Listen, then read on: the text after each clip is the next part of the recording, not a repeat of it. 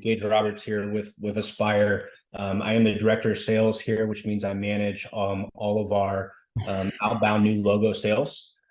So I help grow Aspire by providing services to folks like y'all. And I've been doing this for, like I said, about 7 years now. I'm going to try to keep today to about 45 minutes and then leave 15 minutes for questions. Maybe a little less, a little more than that. I think we're going to be flexible here on that time. So if anybody does have any questions, put them down in the chat. I'm going to wait till the end to get to them, but I will absolutely address all of them. So thanks everybody for having me here today. I'm excited to talk to everybody. So why know your numbers in the industry that we are in? Why is it important to understand numbers, and what numbers are important to understand?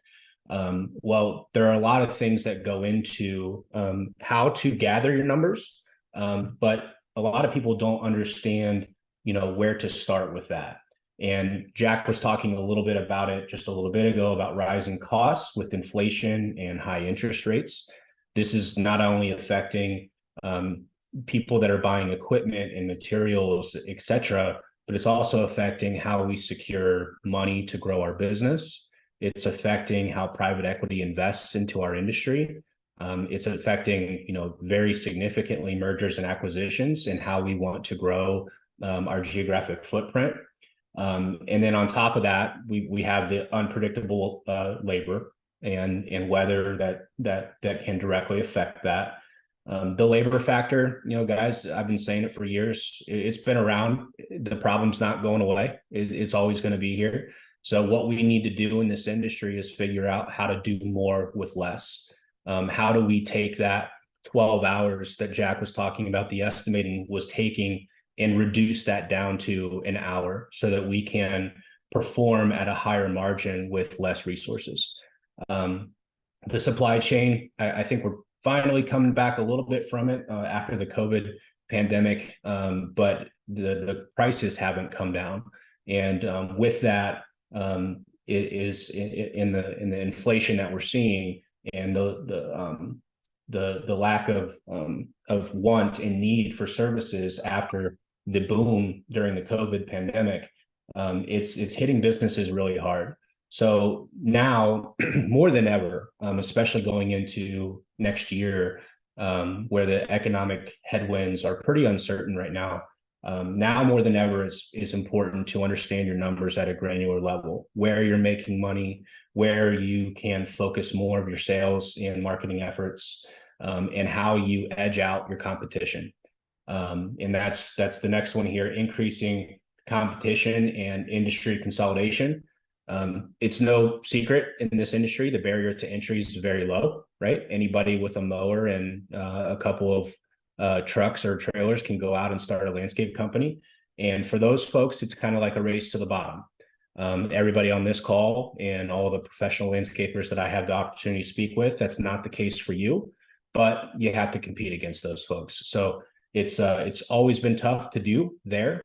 And then in an industry consolidation with private equity having such a large factor in the industry that we are in now, their large national geographic footprint gives them the ability to offer extremely competitive pricing. So regional players have to combat against that and figure out where they can cut costs and increase profits. So knowing your numbers is the foundation of profitability. Obviously, you need equipment, you need people to go do the work, but without knowing how you're performing, where to start, how to budget, how to react, you don't have a foundation to operate from, and you're simply just going out and performing work blindly. So the key numbers to know, in my opinion, from talking to many people in this industry that have been running businesses for a long time: job costing, customer insights, reporting, and budgeting. It really boils down to those four things. And job costing is a very loose term nowadays. It can mean a lot of things. In my opinion, it's kind of like the term CRM. It can mean so many things. But in my definition, job costing is how you monitor and measure your estimated versus your actuals. This is to better understand and manage your costs, inform accurate estimating, and ensure profitable pricing. Without a vehicle to do that, you have no idea whether year to year you're estimating correctly, performing against that estimate correctly, and ultimately making money. We'll talk more about that here in a little bit. Customer insights. So frequently review your historical customer data to determine which opportunities you should pursue or leave behind. So Jack was talking a little bit about the champion customer, I believe is what you called it, something along those lines. Which ones are our biggest, happiest customers that not only give us a lot of profit and excitability and value, but also they get value from us. And they help us grow while we help them grow, right? What customers are those in my portfolio? And then what customers are being a resource drag for us that need to be let go or trued up, right? How do we look at that? And how do we evaluate our portfolio? Reporting. This is something that is a very difficult thing for landscape companies traditionally. Mainly because we're a very QuickBooks driven industry, and we kind of just throw everything in there. So without somebody sitting down and running those numbers on a daily basis and just spending pure overhead to do so, we don't get the reports that we want or need. We just look at the P&L and hopefully we're good. And then budgeting. So budgeting is not something that lower level companies are very privy to doing.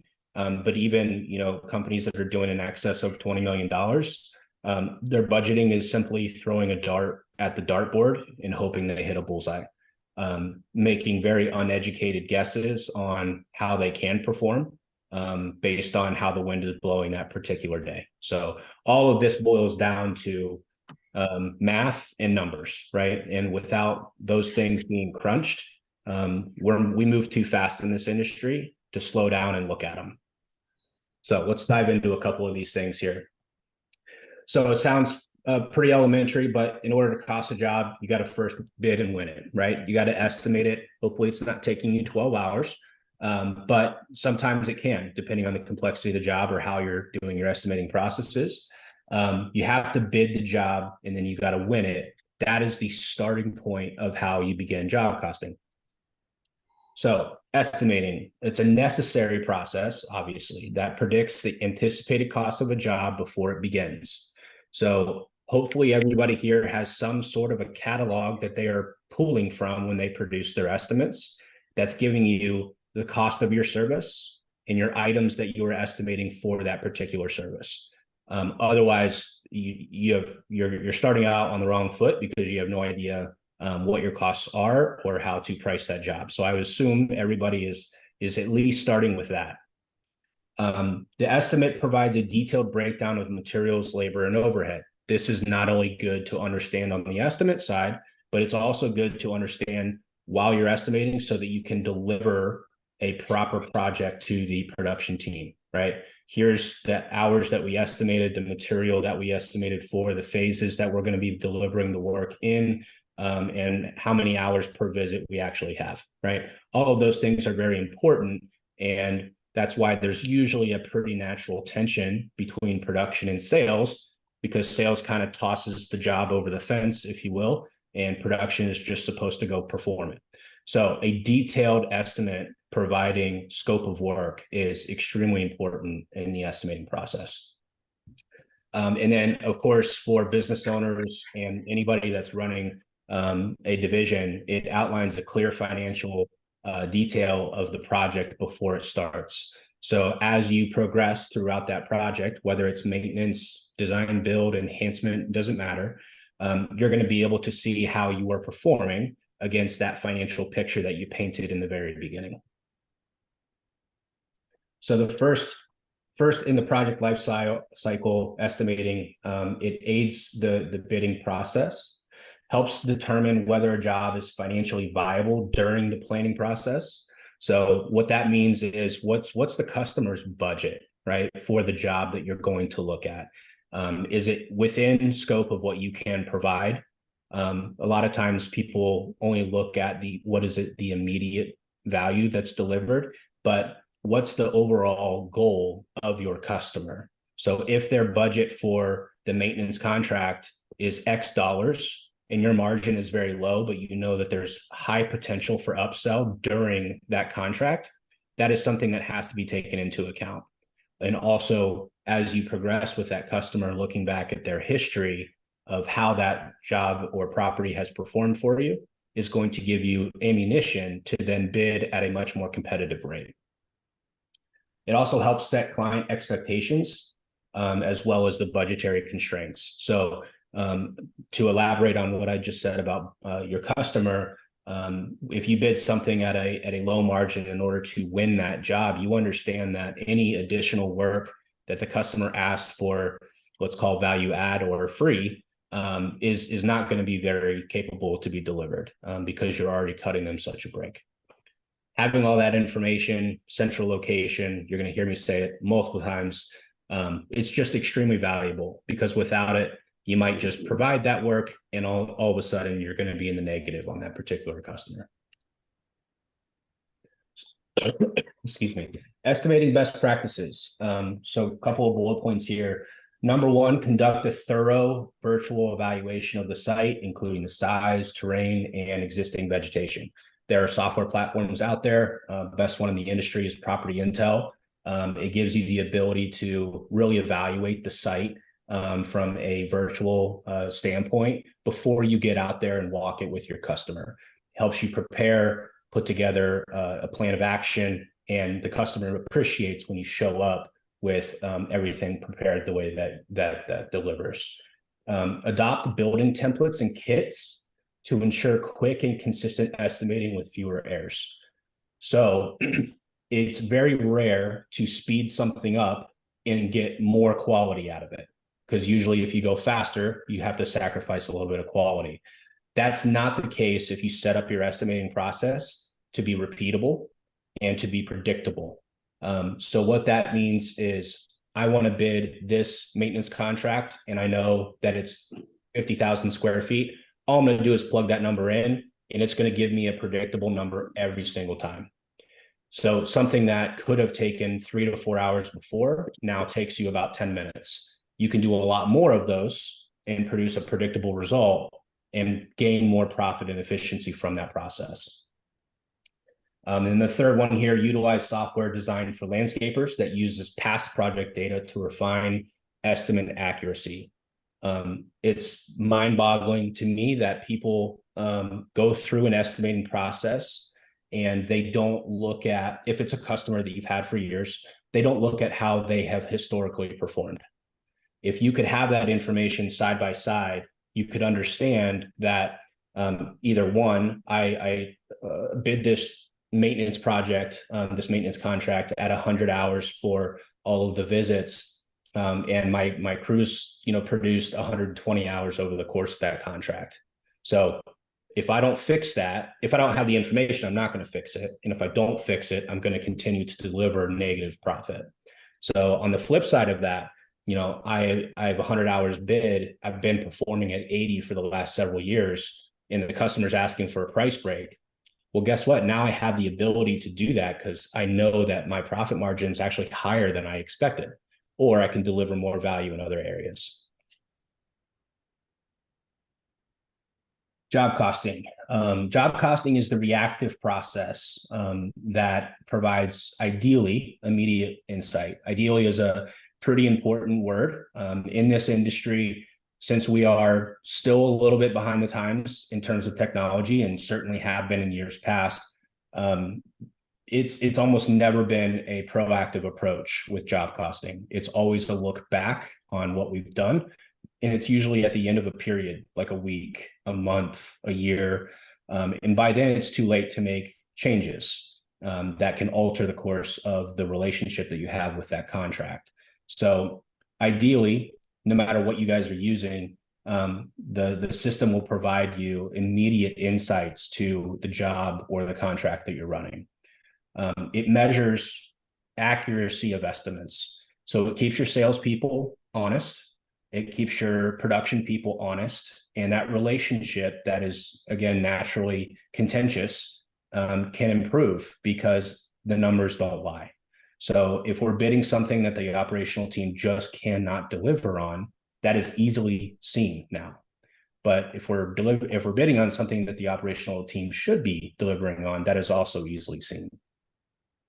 It compares the costs versus the actuals. So again, whatever you're pulling from in terms of your catalog, bidding 3-gallon boxwood winter gem at $12.99, and you are historically purchasing that at $16.99. If you don't update that, obviously you're going to be losing money every single time you bid it. That's something that is extremely hard to track if it's not done for you through a system or process. And it identifies areas of success as well as opportunities for improvement. So again, usually in a budgeting process with a company that is not running a centralized system, these identifiers of opportunities for improvement are typically found at the end of the year. Hey, here's what we want to do better next year. It's a lot more valuable to you as a business to make those real-time changes, so that way you can alter the course of your financial picture throughout the year, and you can be more profitable. After job execution becomes the job costing. It helps with assessing the profitability and managing the cash flow.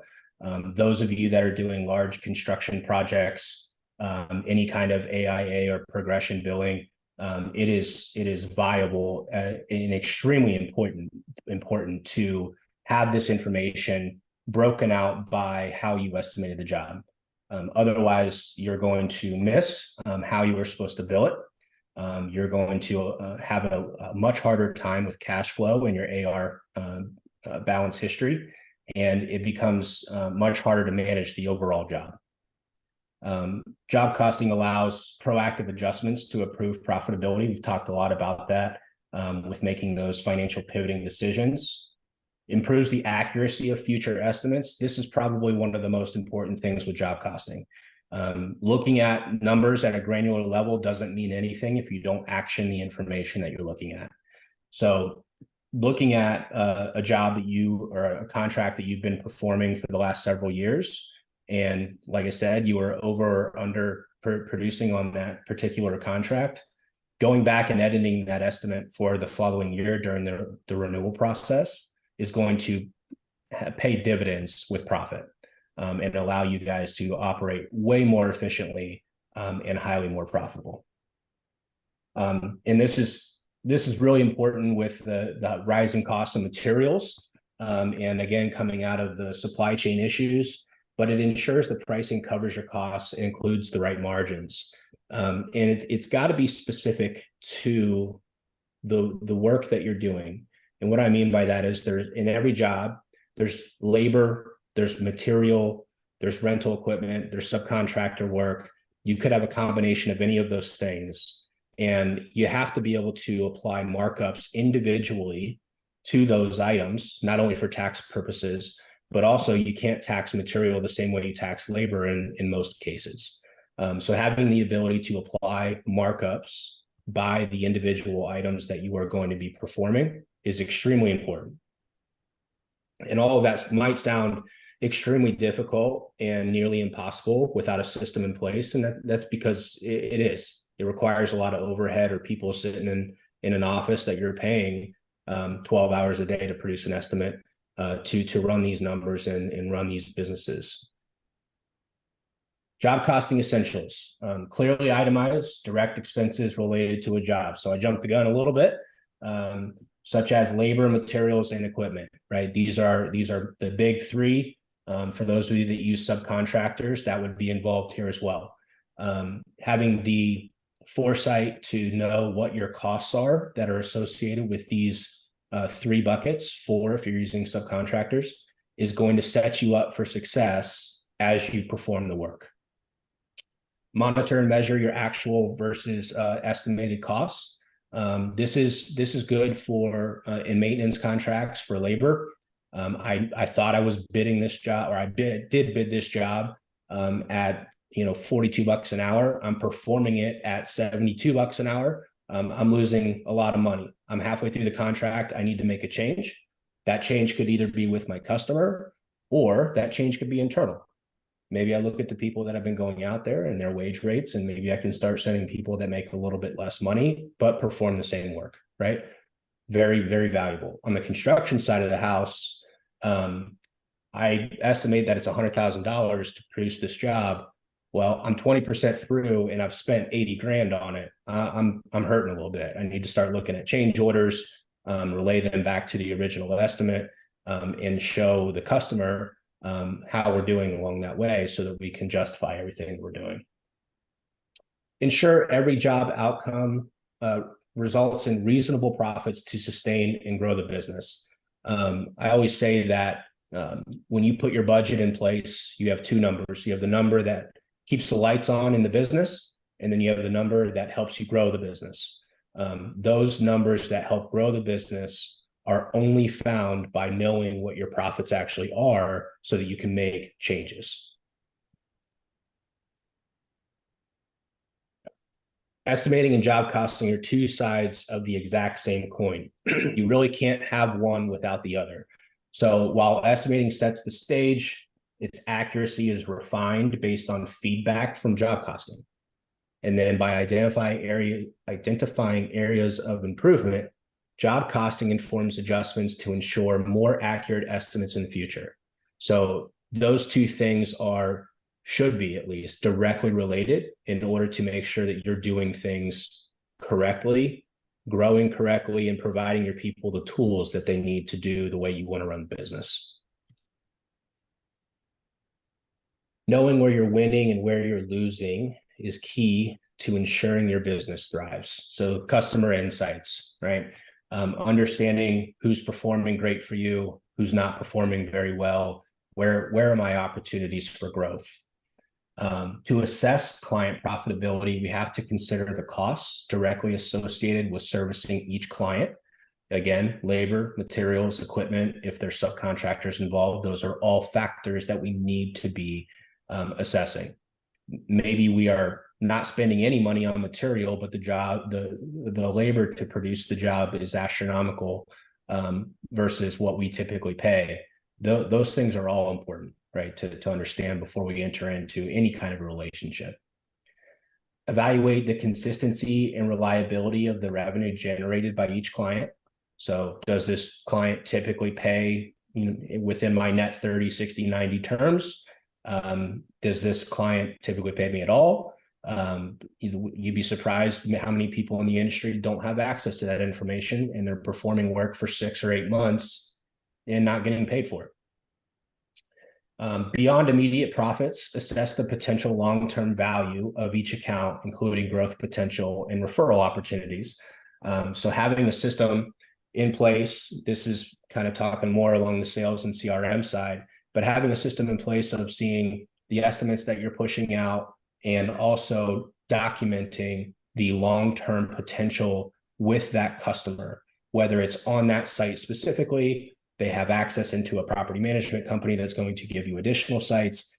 Having that information and being able to action it through CRM outreach marketing efforts is going to give you the opportunity to penetrate that portfolio much more deeply. So by understanding the client profitability, you can determine which services to expand or eliminate. Jack was talking a little bit about this before I started about, do I need to sell off a division? Do I need to stop performing a division because the costs are just too high right now and reallocate that labor to other services to help out in different divisions? You got to be able to look at that stuff in order to understand how individual functions of your business are operating. Renegotiate terms or cut ties with consistently unprofitable accounts. I think this is really important for people when they're doing renewals.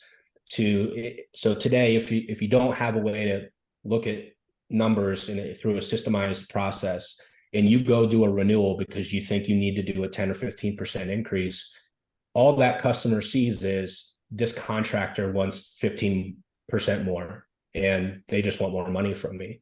But if you had a way to go to that same customer and say, here's how I've performed at your property for the last 5 years, you can see that my profit margin has actually declined over that time period because the costs are rising.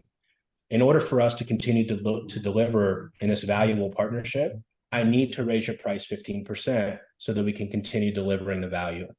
A customer is going to relate to that a lot more than I just need more money. That's going to foster stronger relationships and retain more clients by identifying new opportunities to meet their needs. So again, same conversation. Maybe they say, hey, I don't really want to pay more money for my maintenance, but I'm thinking about this huge opportunity over here on this side of the property. Are you guys interested in taking that work? Boom. Just because you offered numbers and developed a conversation, you now have more opportunity to expand with that current customer. Again, the feedback loop. So they're very, very related, two sides of the same coin. You get insights into the revenue generated by each client versus the cost of servicing their properties. You utilize that data to identify new upsell opportunities and potential areas of concern or service adjustments. So to manage effectively, you need insights as they happen, not after the fact. If you find out after the fact, you can't really go back, or in most cases, you can't go back and ask your customer to help right size that contract. So having the ability to right size it internally is beyond valuable. So reporting in real time, obviously, if possible, right, for you.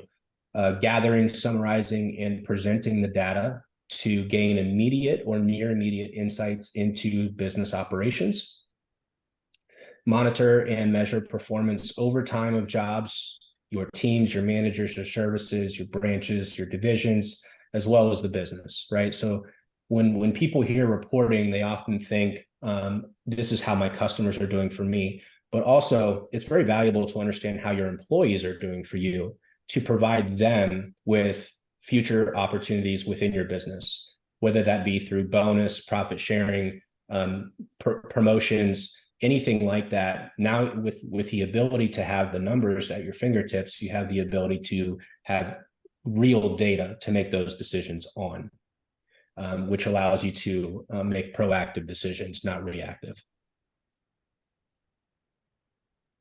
So real-time reporting, it helps you spot trends early, whether growth opportunities or potential challenges. No matter what kind of a relationship it is, whether it's more of maintenance or construction, it allows you to see where you are doing very well and where you need to focus efforts to make sure it's a profitable relationship. It helps you ensure resources are used wisely and waste is promptly addressed. It's very easy in the morning, especially if it's a rain day, to say, hey, crew number 2, just go help out the construction crew today, get some stuff knocked out. Well, if you get the same amount of work done sending that crew with them that you did without sending them, that's just a wasted day. That's a wasted expense for all of the people that you sent out there. And having that information, especially for construction folks, is very helpful. Make immediate adjustments and reallocate resources as needed. This is both labor and material. So I'm sure everybody has leftover material from jobs. What happens to that other than sitting in the back of the yard and going bad, which is what typically happens, right? But saying, okay, the next job requires, some of this same material. Can we either swap it out or can we just use it in place of what we did on that particular job? Foster trust among stakeholders and clients and team members. Again, that reporting function, really reporting just means the providing of information in a digestible manner, right? And allowing your employees to see, however granular you want them to see, on how the company is operating will give them an opportunity to perform better for you. Something that I've heard very, very often in this industry is people perform better when they know what the score is on the scoreboard. They like to be competitive. They like to grow the business. They like to enjoy where they're working. So show them the scoreboard. Again, however granular you want to do that, but give them something to work towards and compete against, and they will do it for you.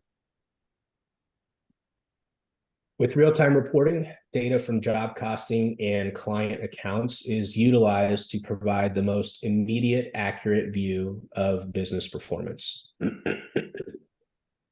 So avoiding financial issues in any business depends on first setting a budget and then sticking to it. Most companies early on don't know how to create a budget in this industry. But there's also many companies that are very successful that are still driving blind at night, trying to put a budget together without any kind of historical data or projections for the future. So tools to do that. There are very smart people that can do this in Excel. But the problem with that is that it very rarely looks at past performance in order to help set that budget in place for the future. So a forward-looking financial plan forecasts expected revenues and expenses for a specific period. Typically, it's annually, but that, of course, is broken down quarterly, monthly, weekly. A very strong system will provide you a budget all the way down to an individual visit level within a contract.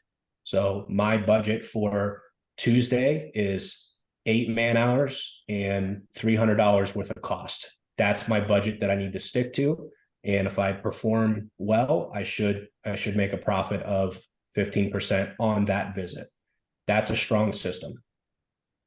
Accounts for seasonal demands, ensuring adequate resources during peak times. So those of you that are in seasonal markets, understanding where you need to front load more labor and more visits and hours on a particular contract is going to be very valuable in terms of how you staff your business. H2B requirements and or requests, as well as hiring initiatives are going to help, are going to feed those. Budgeting is best reviewed on a monthly or quarterly basis to monitor progress and implement modifications if necessary. For those of you that are aware of what a rolling budget is, those are very powerful. A rolling budget is essentially a 12-month budget that I put together, but takes into account my actual performance and will extrapolate out that data right to the end and say, hey, if you keep performing this way, you're going to end up here at the end. So it gives you a very clear picture of where I need to make changes in order to change the end result. Budgeting allows you to maintain a clear view of finances to ensure fiscal responsibility while planning financial goals and future potential business expansion. So this is big for folks that are looking to go into a different division, whether that be irrigation, construction, residential versus commercial, anything you can think of, as well as potentially expanding your regional footprint. Whether that includes opening up another branch or not, whether that includes mergers and acquisitions or not, having a budget that takes your goals into account is going to allow you to start that off on the right foot. Identifying potential risks early and develop strategies to mitigate those. Can't really do that without a budget because you won't know where you're sitting, right? You won't know how you're performing against how you want to be performing. Ensure resources are allocated where they bring the most value. This is both people and expenditures. So we are a very iron-based industry. We love to go out and buy iron, trucks, mowers, you name it, right? Those are easy to go buy because we know we need them to run our business. We can't go deliver services without them. What traditionally has been more difficult to buy is the intangible products, software being one of them. And understanding the value that any software system is going to bring you is something that is going to appreciate your business rather than a depreciating product like a truck or a mower, etc. Knowing that those are absolutely necessity in our industry, but focusing on where we're putting those resources and not buying a truck just because we want to go buy a truck. Compare actual performance versus budgeted figures to measure efficiency and make necessary course corrections. So what I've noticed with lower revenue companies is they will hire a bookkeeping and or CPA firm to really track this for them. That's good because you don't have to have that overhead internally. Where it has been a shortfall, I believe, is those firms are working not only for you, but many other people. So they of course have your best interest at heart, but they're not in your business every day. So finding a way to have this budget be managed for you as you're performing your normal daily work is extremely important. So by taking estimated work into account when forecasting revenues and expenses, budgeting ensures alignment with your business objectives. Again, everything starts with the budget and or the estimate, and then you have to be able to have a way to assess whether the work you're performing is in accordance with that budget. Knowing your numbers is the foundation of profitability. We're nearing the end here. Hopefully I'm within time. Again, the starting out with your business, with your year, with your day, you have to understand where your numbers were set out to be. And then you have to understand how you're going to perform against those numbers and communicate that with your customer, with your employees, and any decision that you want to grow your business for the future. It all has to stem from understanding your numbers from a very granular perspective. Thanks for your time. I appreciate it. Jack, thank you for having me. I'm going to open the floor to any questions. I'll take a look at the chat here to see if I missed anything specifically. Great. Yeah, thank you, Gage. And if you want to go ahead and unshare your screen so we can see you, that'd be cool. And great job. I wrote down a lot of notes and I saw a lot of comments in the chat agreeing with what you were sharing. And one thing I wanted to comment on was the profit and loss by customer. So we call it hell yes customer. So a hell yes customer is an overlap of passion. Do you enjoy doing this work? Profit. Are you making a profit from it? And then demand. Is there demand for this? And if there's a gap in any of that, especially the profit part, but not only the profit part, right? Because if you hate doing the work, then you probably are going to run a miserable business with miserable people. But if there's a gap there, then you don't really have a hell yes customer. And I really like that you were talking about running profit and loss by customer and also by service type, because without that, I think it's easy to just go by the top line revenue. Oh, this is my biggest client, they're spending the most with me. But if you're over serving them and not profiting, it may not be worth keeping.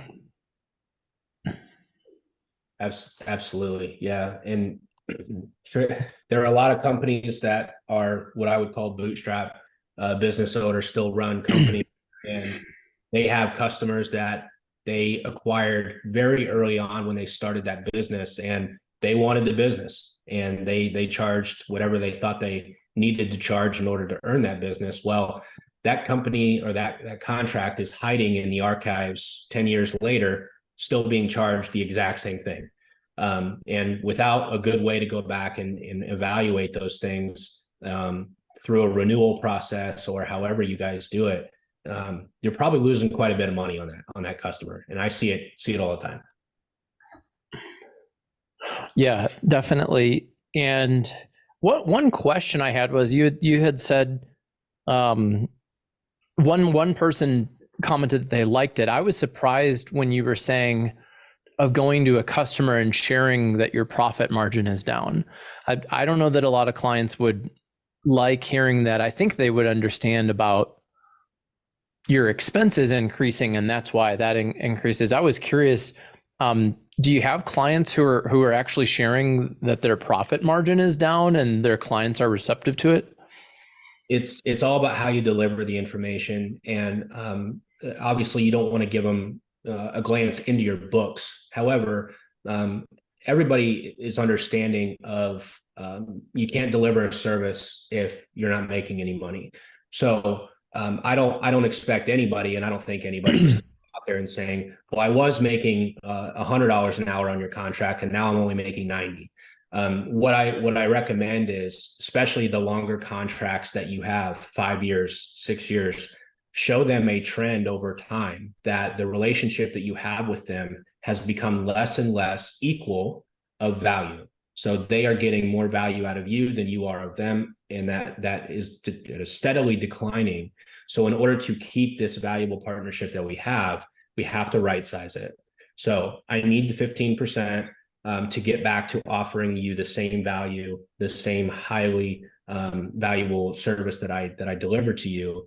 Otherwise, this is no longer an equitable partnership. Nice. I'm curious, for the landscape folks who are here, is that how you're approaching this conversation, or any comments on that?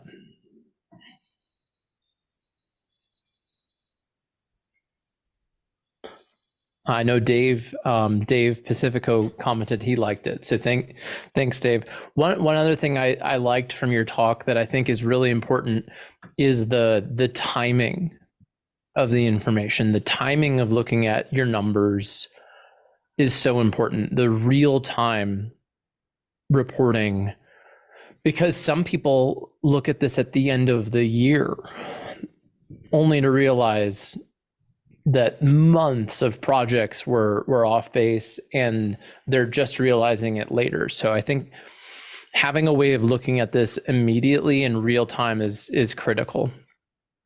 And I think going into next year, it's going to be more critical than it ever has been before.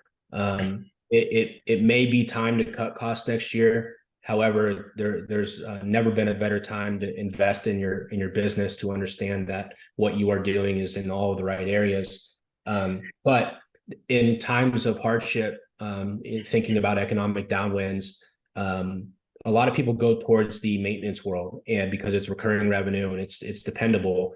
But those people that have construction or highly valuable high-end residential install jobs, be careful as you start to reallocate that labor, especially towards maintenance contracts, because that labor is far more expensive, skilled labor, far more expensive than what a maintenance labor will cost.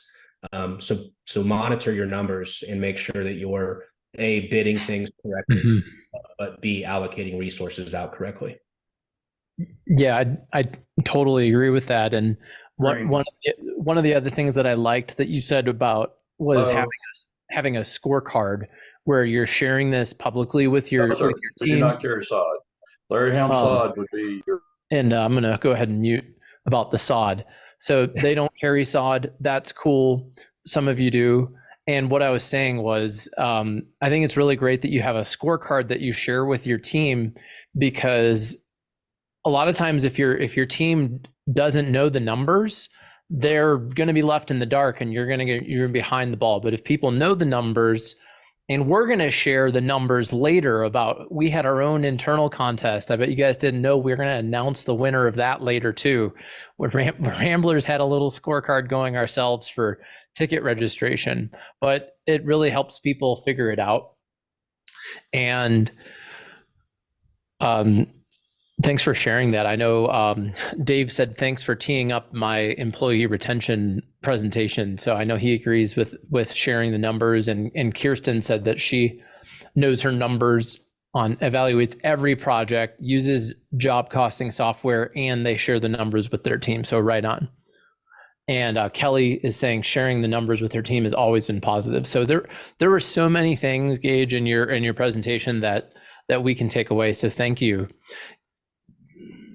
Absolutely. I appreciate you bringing me on, Jack. Have always appreciated the partnership with Ramblin' Jackson, and I'm happy to take any questions offline that anybody might have. I'm sure that Jack will be sharing my information.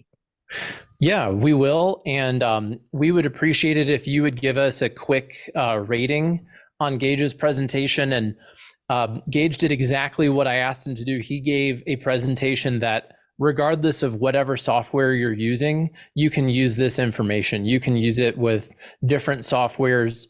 You're probably going to struggle just run in an Excel spreadsheet. So you're probably curious about Aspire. And I wanted to share that Ramblin' Jackson is a partner with Aspire.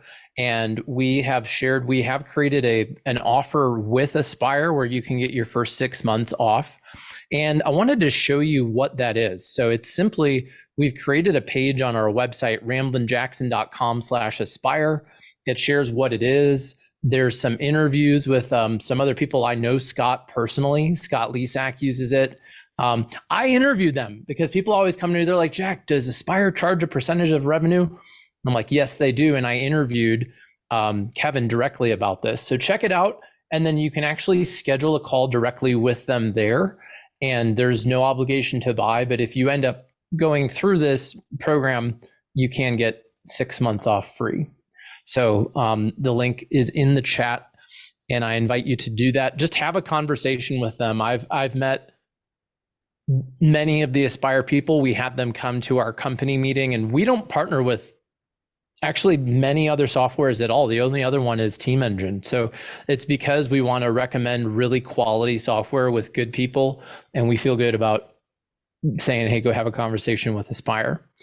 So I do want to open it up to questions or feedback or comments for Gage on knowing your numbers. Did anyone have a takeaway that they want to share that they wrote down? What did you write down in your notebook that you're going to work on? Jack, I did share the Tory interview where he let go of 200 clients after he kind of figured out his numbers. I think that one's really relevant to what Gage is talking about. And it's a really good interview. So I put that one in but that's really what it reminded me of, is just that moment where you learn, wow, this whole chunk of customers is maybe I'm not really, I'd be curious, has anyone here, I mean, you've gotten to that point, you started getting your numbers under control and you realize you have this large chunk of customers that you're maybe bleeding money on, or there's barely any margin. What did you do? How did you kind of handle that situation? I mean, I hear this a lot from customers. It's just like, oh my gosh, like this whole area, I don't have enough density and I'm losing money and it's not worth it. So has anyone faced that and found a good way to kind of overcome it and save some time and money? I know Kelly has. Kelly is here, and I don't want to spoil her presentation, but Kelly was on our podcast recently about how she grew to 500 maintenance clients, and I think Kelly let 100 go in the process of getting there. And I'm just gonna say that Kelly did that, and that you got to see her talk later and ask her questions about it. But I think you're absolutely right, Robert, that sometimes letting clients go who are a hell no customer, or maybe they're no longer a fit for you, can be a real strain on resources. And that can contribute to, back to the survey that we did, the number one issue of recruiting and retention.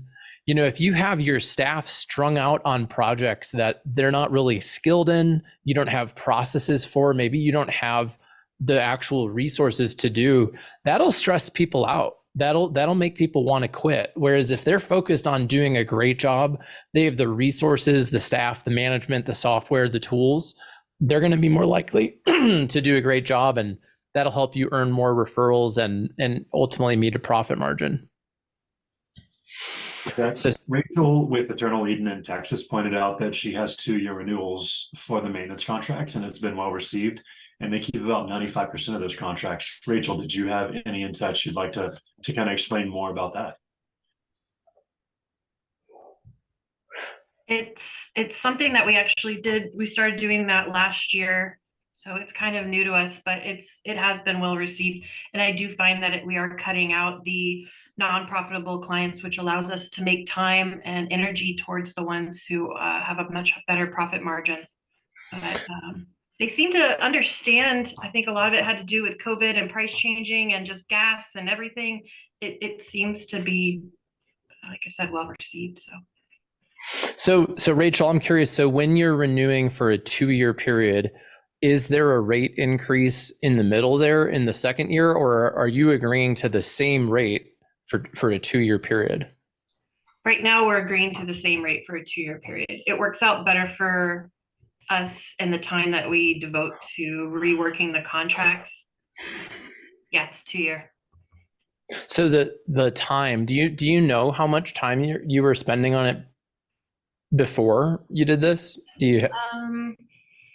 It was very time consuming because we did it to all of our clients all at once because we hadn't done it. Some of our clients were from 2014. We had never increased it.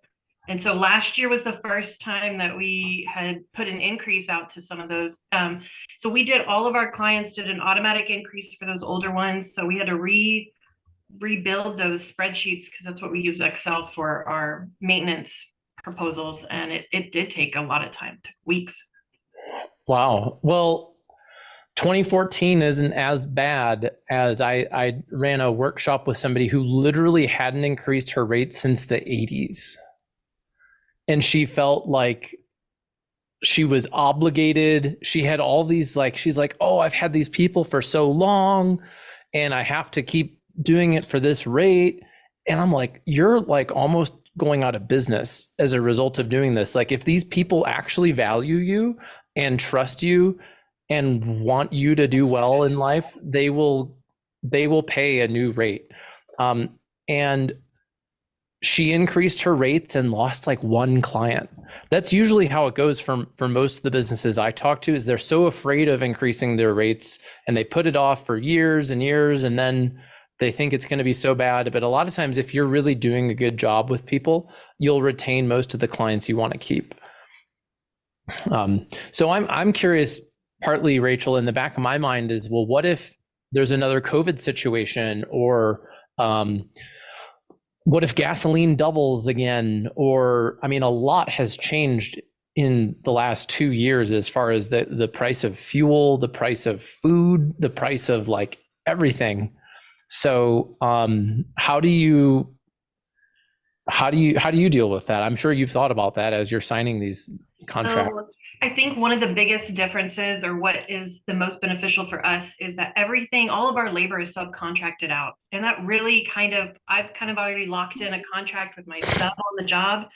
And so it's kind of different than me having, our own crew out there and having that variable rate of time spent on a job for maintenance. But we haven't had much of an issue with it yet. We kind of work with our subs, and if there's some wiggle room, and if something occurs and we need to take a lower profit margin on a job to take care of a subcontractor because there's a difficult client or something's happened at that property that was unforeseen, then we do have variable profit margins. It's not like a straight profit margin across the board on all of our contracts. Okay, cool. Well, thanks so much for sharing that. Does anyone else have a question for Gage? Anyone want to say good job, Gage? Woohoo! All right. Thank you, Gage. Big round of applause for Gage. You did a great job. Thank you.